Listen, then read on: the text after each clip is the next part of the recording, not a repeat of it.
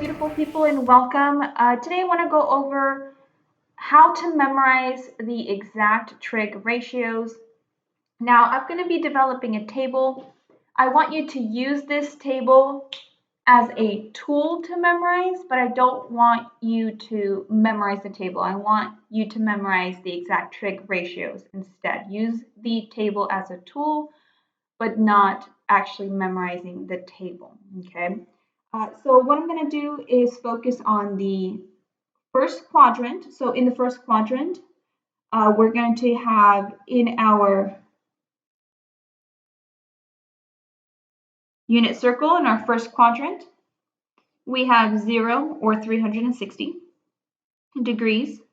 We have 30 degrees. We have 45 degrees. We have, 60. I can save that. 60 degrees. Almost wrote a 90 there. And we have 90 degrees. Now these are also in radians, so I'm just going to write our radians up top so we know that these are the same thing.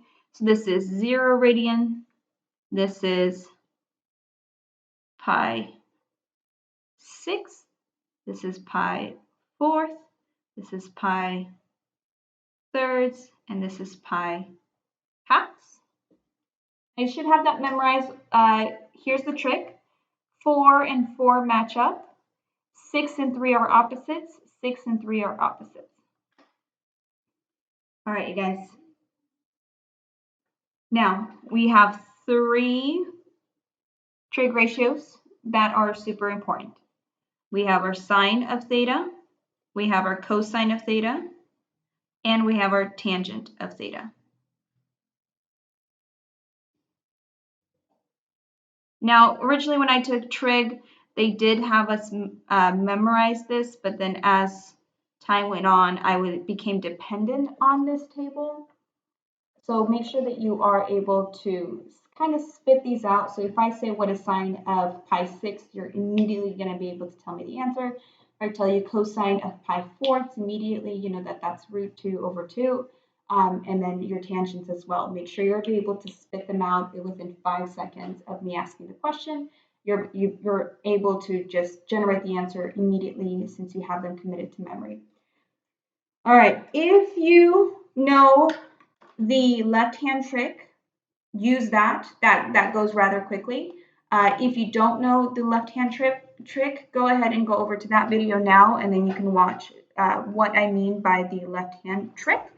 And that is just a way to use your left hand in order to generate these trig ratios, in order to know what, for example, cosine of 60 degrees is. All right, let's go ahead and start.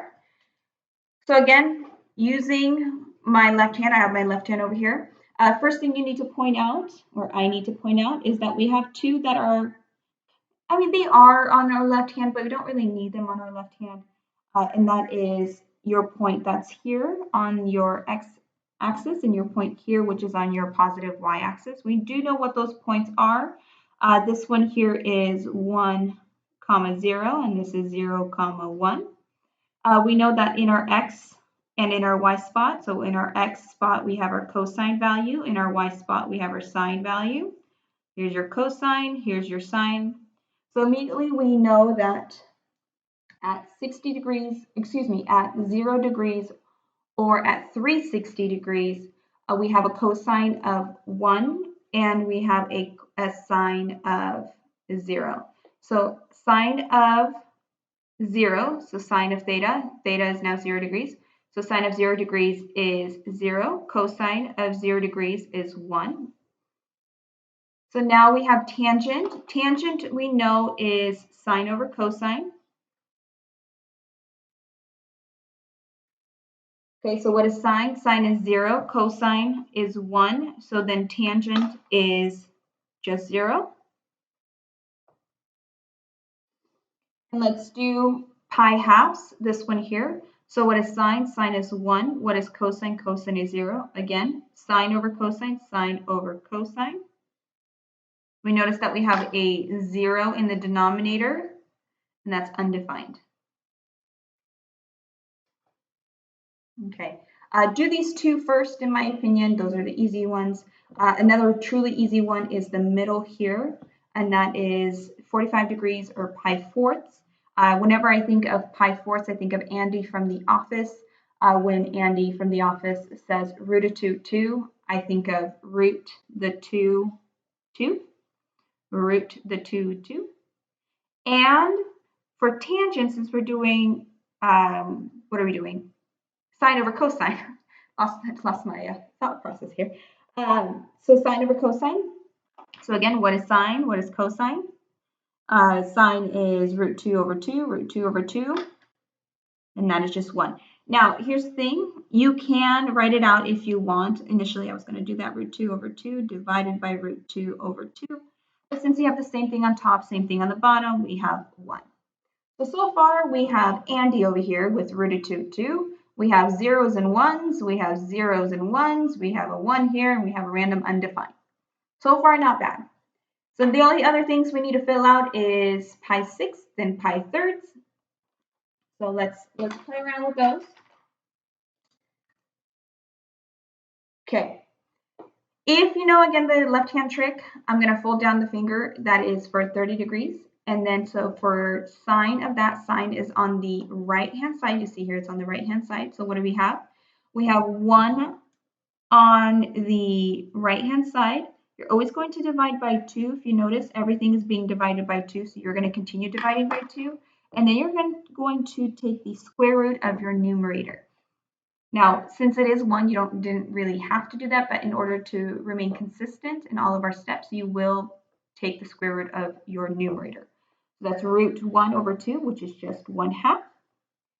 Now, in our unit circle in quadrant 1, there are 3 values, technically 4 with the 0 and the 1, but there are 3 values. We have the root of 2, we have the root 2 over 2, we have 1/2, and we have root 3 over 2.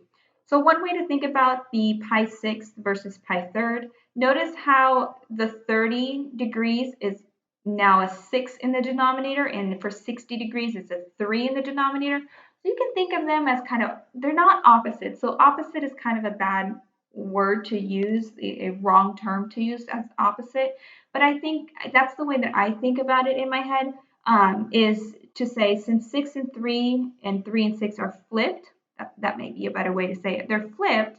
So I know that 1/2 is partnered up with a root 3 over 2. And since I have a 1/2 here, this one's going to be root 3 over 2. And then again, since cosine and sine kind of get flipped, if I have a 1/2 here, I have a root 3 over 2. And I have a 1/2 here. So again, they're flipped. They're flipped. These two are flipped, and these two are flipped. Okay, so we have 2 other values that we need to know. This one here is tangent of pi sixth, or tangent of 30 degrees. So a teacher at our school mentioned that one of her students noticed this. Now, this only works if you actually can see the 30 degrees versus pi thirds, so please don't get those two confused. But if you want a trick to remember what tangent of 30 degrees is, one of her students mentioned that for tangent of 30 degrees, it has the most 3's in it. So I want to show you what that is. So if we take our sine, which is 1/2, divided by our cosine, which is root 3 over 2, I'm going to try to fit that in here. Actually, you know what? I will not. I will not try to fit that in. Let me do that off to the side. So we want tangent of 30 degrees. We have sine, which is 1/2, over cosine, which is root 3 over 2. That means I have 1/2 times the inverse, or the, not inverse, the reciprocal, excuse me. That's a 3. I saved it, totally. 2's go away. I have 1 over root 3. I'm going to rationalize the denominator. So I have root 3 over 3. And so what I mean by it has the most 3's, or what the student meant by it has the most 3's. So tangent of 30 degrees is root 3 over 3. So you can see how it has all 3's. Please don't get confused with pi thirds. This is strictly for pi sixth or 30 degrees. in my opinion, just solve it out. If you're ever confused, just solve it out. Okay. And so then the next one that we have, the last one that we have is, what do we have? We have tangent. Since I did 30 degrees, I'm going to do radians, 5/3. And again, sine over cosine. Sine is √3/2. Cosine is 1/2. Again, multiplied by the reciprocal. I have √3 over, just kidding, √3 times, oh, it was over, √3/2 times 2/1. The 2's get canceled out, so I'm just left with √3. So tangent of pi/3 is √3. All right, guys. Now, there are other great videos. I highly recommend those other videos on YouTube that show other patterns that are fantastic. I'm not going to take the time to do that since those videos are already up there for you. Go ahead and take the time and just type in trigonometry, how to memorize exact trig ratios, and I'm pretty sure I've done it myself. There's a ton of videos on there for you to watch and use as tools to memorize these. Again, I will not be testing you on this table. Please do not memorize this table. Use it as a tool to memorize the exact trig ratio, so that way you can spit these out. So if I ask you what cosine of pi/4 is, you know that's √2. If I ask you what tangent of 60 degrees is, you know that that's √3. If I ask you what sine of pi/2, you know that that's 1.